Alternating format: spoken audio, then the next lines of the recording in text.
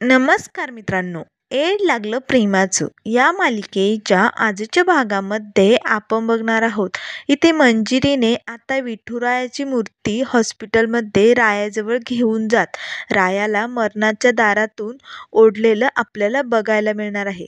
तर इथे आता गुंडांनी हॉस्पिटलवरती हल्ला केलेला असतो. आता मात्र मंजिरीच्या डोक्याला बंदूक लावलेली असते. मंजिरी मात्र हात जोडत असते आणि त्या गुंडांना म्हणत असते, अहो, एका माणसाच्या जीवा मरणाचा प्रश्न आहे. प्लीज मला सोडा. मला डॉक्टरांना बोलवायला जायचे बाहेर. मला जाऊ द्या. तेव्हा तो गुंड म्हणू लागतो, अगं ए बाई, डोक्यावर पडलीस का तू? तुझ्या डोक्याला बंदूक लावली. तुझा जीव वाचवण्याचं बघ ना. इतरांचं कशाला बघतेस तू? तेव्हा लगेच आता ती गुंड सगळ्या लोकांना एका रूममध्ये बंद करण्यासाठी घेऊन चाललेली असतात.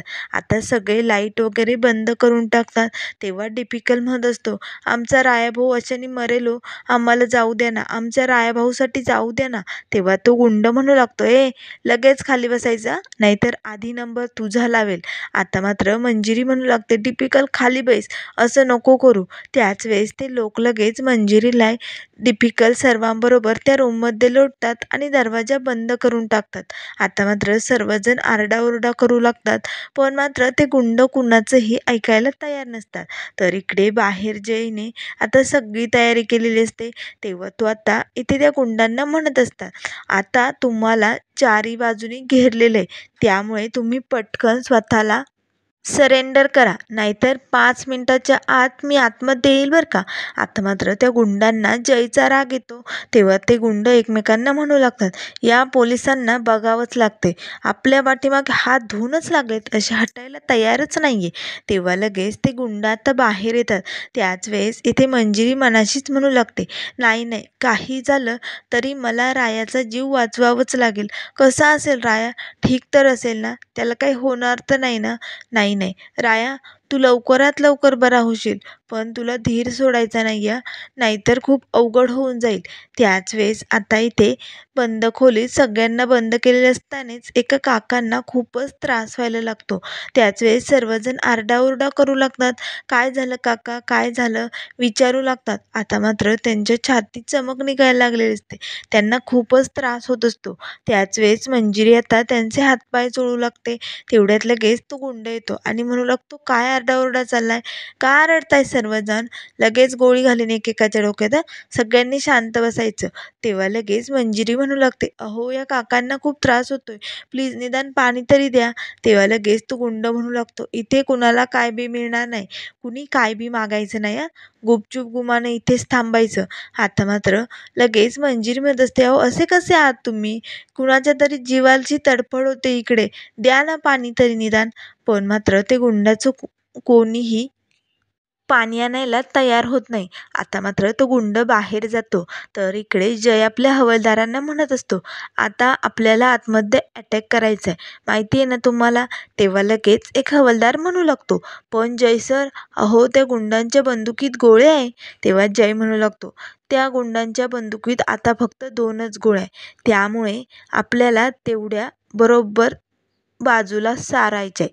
तेव्हा आता हवालदार म्हणू लागतो, पण कसं जमेल ते? तेव्हा जय म्हणू लागतो, आपल्याला माहिती आहे ना, आता फक्त 2 गोळ्या आहे. मग तेवढ्या 2 गोळ्या बंदुकीतले संपले म्हणजे आपण मोकळे ना, त्यामुळे घाबरायचं नाही. बरोबर आपण त्या गोळ्या दुसरीकडेच लागतील अशा पद्धतीने आतमध्ये जायचे. त्याच वेळेस आता इथे लगेच जय आतमध्ये जाण्यासाठी तयार झालेला असतो. पण मात्र तो गुंड खिडकीतून बघतात तर इन्स्पेक्टर आतमध्ये येतो. तेव्हा लगेच गुंड म्हणू लागतात, इन्स्पेक्टर, आतमध्ये यायचं नाही नाहीतर एकेकाला इथे मारून टाकेल, सांगून ठेवतो. आता मात्र लगेच ते काका पोलिसांचा आवाज ऐकून बाहेर येऊ लागतात. तेव्हा मंजिरी सर्वजण त्यांना समजावू लागते, अहो काका, कुठे चाललायत? बाहेर ते गुंड आहेत, जाऊ नका. तेव्हा ते काका म्हणू लागतात, नाही नाही, बाहेर पोलीस आलेत, आता मी बाहेर जाणारच आहे, मला इथे थांबायचंच नाहीये. मंजिरी त्यांच्या पाठोपाठ धावत आता बाहेर आलेली असते. तेव्हा लगेच ते 2 गुंड म्हणू लागतात, कुठे चाललाय रे म्हाताऱ्या? तुला मरणाची एवढी हौस दिसते का? काय कुठे चाललाय? तेव्हा ते काका म्हणू लागतात, मला बाहेर जायचंय, मला इथे नाही थांबायचं. तेव्हा मंजिरी म्हणत असते, प्लीज त्यांना काही करू नका, मी त्यांना आतमध्ये घेऊन जाते प्लीज. तेव्हा लगेच इकडनं बाहेरनं जयही म्हणू लागतो, कुणाला काहीही करायचं नाहीये सांगून ठेवतो, नाहीतर आतमध्ये जर मी आलो तर सोडणार नाही एकेकाला. तेव्हा मंजिरी म्हणत असते, त्यांना काहीही करू नका प्लीज, सोडा त्यांना, मी त्यांना आतमध्ये घेऊन जाते. पण ते काका काही आतमध्ये यायला तयारच नसतात. त्याच वेळेस तो गुंड लगेच त्या काकांना म्हणू लागतो, थांब, तुला ना मरायची हौसच दिसते, असे म्हणून आता लगेच त्या काकांना एक गोळी मारतो. ते काका खाली पडतात. आता मात्र हे सगळं बघून सर्वजण खूपच घाबरतात. त्याच वेळेस आता मंजिरी खूपच घाबरलेली असते. तेव्हा आता जय लगेच म्हणू लागतो, काय करताय तुम्ही लोक? अरे तुम्ही असं कुणावरही हल्ला करू शकत नाही हा. थांबा आता, तुम्हाला सोडणार नाही. मी आता आतमध्ये येणार म्हणजे येणार, कारण आता एक गोळी तर संपलेली असते. तेव्हा लगेच जय आतमध्ये येण्याचा प्रयत्न करतो. त्याच वेळेस तो गुंड लगेच पटकन तिथे सर्व डिपिकल डंकी सर्वजण उभे असतात त्यातील एका बाईला पकडतो आणि तिच्या डोक्याला बंदूक लावतो. आता मात्र सर्वजण आरडाओरडा करू लागतात. त्याच वेळेस तो गुंड दरवाजा उघडतो आणि जयला म्हणू लागतो, लगेच मागं व्हायचा आणि बंदूक खिशात ठेवून दे, लगेच मागं हो. जर आतमध्ये आला तर लगेच हिच्या डोक्यात गोळी घालेला. ती बाई खूप घाबरलेली असते. तेव्हा लगेच जय म्हणू लागतो, नाही नाही, असं काही करू नको प्लीज, असं काही करू नको. तुला काय हवंय, तुझं काय म्हणणं आहे ते तरी सांग. तेव्हा तो गुंड म्हणू लागतो, मला ना एक चांगली बाईक हवी आणि ना मला ना जा 5 कोटी रुपये दे. तेव्हा लगेच आता इन्स्पेक्टर जय म्हणू लागतो, काय बोलतोय तू? हे काय माझ्या हातात आहे का? हे सगळं तुला अरेंज करून देण्यासाठी ना खूप वेळ लागेल, तोपर्यंत तू यांना काहीही करू शकत नाही. तेव्हा लगेच तो गुंड म्हणू लागतो, हो ना, मग चल निघ, इथनं बाहेर निघ आणि आतमध्ये येण्याचा प्रयत्न करायचा नाही. असे म्हणून आता तो गुंड पटकन दरवाजा बंद करतो आणि आता त्या बाईच्या डोक्याला बंदूक लावली असते तिलाही इकडे सगळ्यामध्ये लोटून देतो. आता मात्र सर्वजण खूपच घाबरलेले असतात. आता सर्वांना पुन्हा रूममध्ये बंद केलं जातं. तर इकडे घरी शशिकला धावत येते आणि म्हणू लागते, अहो भाऊजी, एवढे निवांत काय बसलाय तुम्ही, पटकन टी व्ही लावा. तेव्हा नाना म्हणू लागतात, अगं शशिकला, पण टी व्हीत आहे तरी काय? तेव्हा लगेच शशिकला म्हणू लागते, अहो पंढरपुरात खूप काही भयानक घडतंय, लावा लावा, सिटी हॉस्पिटलला काय चालू आहे ते बघा. तेव्हा जीजी म्हणू लागते, काय सिटी हॉस्पिटलला तर मंजिरी पण आहे ना, नेमकं काय झालंय? तेव्हा लगेच आता टी व्ही लावताच सगळ्यांसमोर येतं, सिटी हॉस्पिटलला काही गुंडांनी घेरलंय म्हणून आणि आता तिथे आतमध्ये गोळीबारही झालाय. आता टी व्हीवरती सगळं काही लाईव्ह दिसत असतं. इथे जय बाहेरून त्या गुंडांना सरेंडर व्हा असे म्हणत असतो, पण मात्र कोणीही ते गुंड ऐकायला तयार नसतात. आता मात्र जीजी खूपच भडकते आणि जोरजोरात म्हणू लागते, माझी मंजिरी, अरे बापरे, म्हणजे मंजिरी पण त्या लोकांमध्ये अडकली. नाही नाही, याचा अर्थ तिच्या जीवाला धोका आहे, मला तिकडे जावंच लागेल, नाही नाही, मी चालले. असे म्हणून जीजी आता धावतच निघालेली असते. त्याच वेळेस आता रुजिदा येते आणि जीजीला पकडते आणि म्हणू लागते, अगं जीजी काय झालंय? तेव्हा लगेच जीजी म्हणू लागते, अगं बघ ना रुजिदा, ज्या हॉस्पिटलमध्ये मंजिरी आहे तिथे काही गुंडांनी हल्ला केलाय, बघ ना, तिचा जीव धोक्यात आहे, मला जावं लागेल. आता मात्र निखिल, नाना सर्वजण जीजीला थांबवतात. तेव्हा लगेच जीजी म्हणू लागते, रे निखिल, तू गेला होता ना हॉस्पिटलला, मग काय झालं होतं तेव्हा तिथे? तेव्हा निखिल म्हणू लागतो, तेव्हा तिथे काहीच नव्हतं, आता हल्ला केला असेल गुंडांनी. अरे बापरे, म्हणजे मंजिरीताईचा जीव धोक्यात येतं. सर्वजण खूपच घाबरलेले असतात. तर इकडे मंजिरी म्हणत असते, राया, तुला काही होणार नाही, मी तुला काही होऊ देणार नाही. असे आता ती मनाशीच म्हणत असतानाच लगेच आता सिस्टर म्हणू लागते, मंजिरी, तू हार मानू नको, हे बघ, रायाला अजून काही झालेलं नसणार आहे, कारण तू जेव्हा ते औषध आणण्यासाठी बाहेर निघाली होती ना, तेव्हा मी त्याला एक इंजेक्शन दिलं होतं, त्यामुळे त्याच्या शरीरात जे विष पांगते ना त्याचा प्रवाह थोडासा कमी झाला असेल. त्यामुळे आपल्याकडे अजून अर्धा तास आहे. त्याआधी जर आपण डॉक्टरांना बोलावून आणलं आणि रायावरती उपचार केले तर तो अजूनही वाचू शकतो, तो अजून ठीक असेल. तेव्हा लगेच मंजिरी म्हणू लागते, म्हणजे राया अजून ठीक असेल ना, त्याला काही झालं नसेल ना?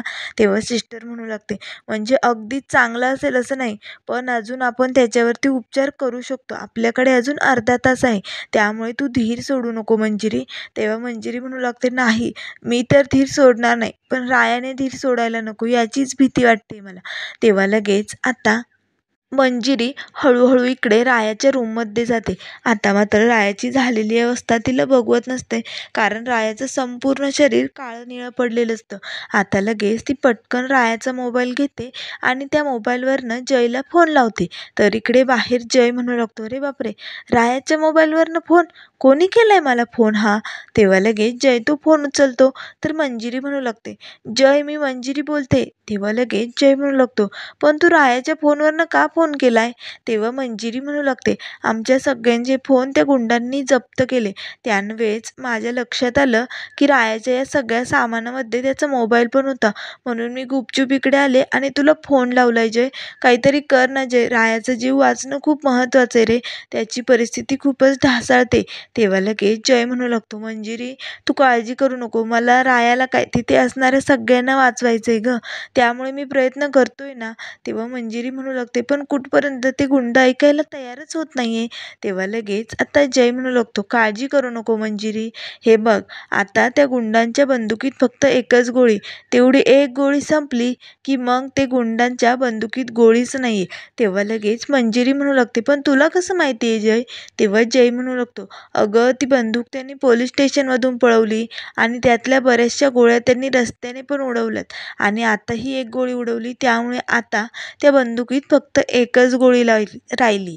मग आता तेवढी गोळी संपली की मी लगेच त्यांच्यावरती अटॅक करतो. तेव्हा मंजिरी म्हणू लागते, काय म्हणजे आता फक्त एक गोळीसाठी ते सगळ्यांना धमकावतायत, याचा अर्थ ते बाहेर एवढे सगळे आहेत, एवढ्यांना नाही मारणार तर?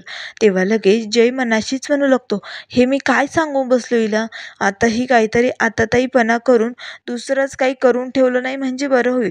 तेव्हा लगेच जय म्हणू लागतो, हे बघ मंजिरी, तू काही करायची गरज नाहीये, जे काही करायचंय ना ते मी करणार आहे. तेव्हा मंजिरी म्हणू लागते, नाही जय, हे बघ एका गोळीच्या धाकाखाली त्यांनी सगळ्यांना असं मरणाच्या दारात उभी केलंय, त्यामुळे या एक गोळीसाठी आपण त्यांना का घाबरायचं? आणि त्यात रायाचा जीव वाचणं खूप महत्त्वाचं आहे जय, त्यामुळे रायाचा जीव वाचवण्यासाठी ही एक गोळी झेलायला मी तयार आहे.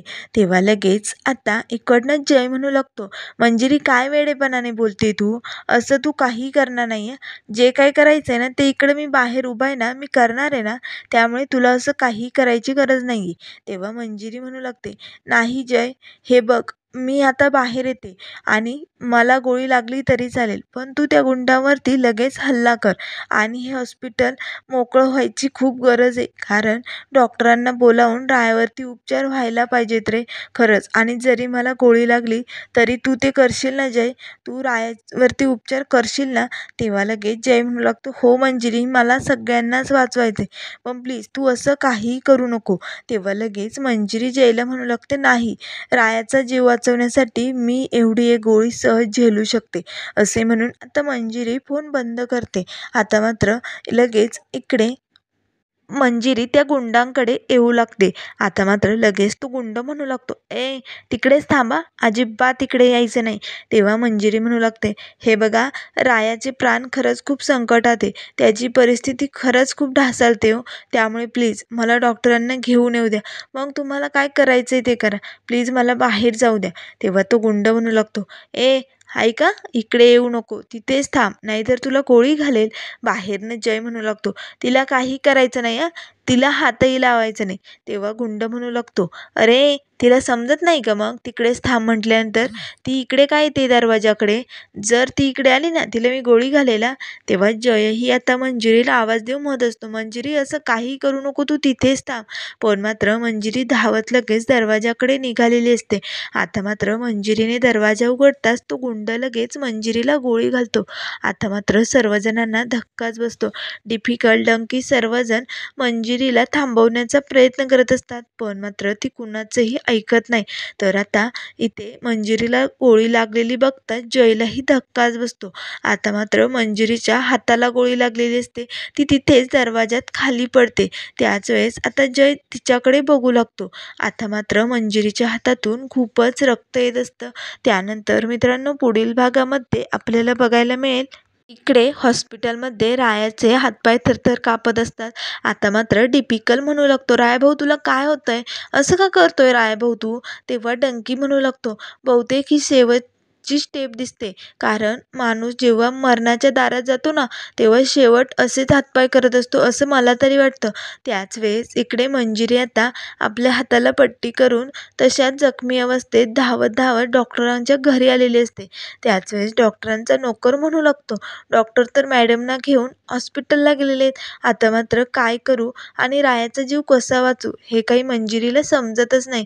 तेव्हा मंजिरी आता मंदिरात जाते आणि विठुरायाची मूर्ती उचलते आणि म्हणू लागते, आता फक्त हाच राया त्या रायाचा जीव वाचू शकतो. असे म्हणून आता मंजिरी विठुरायाची मूर्ती घेऊन हॉस्पिटलला निघालेली असते.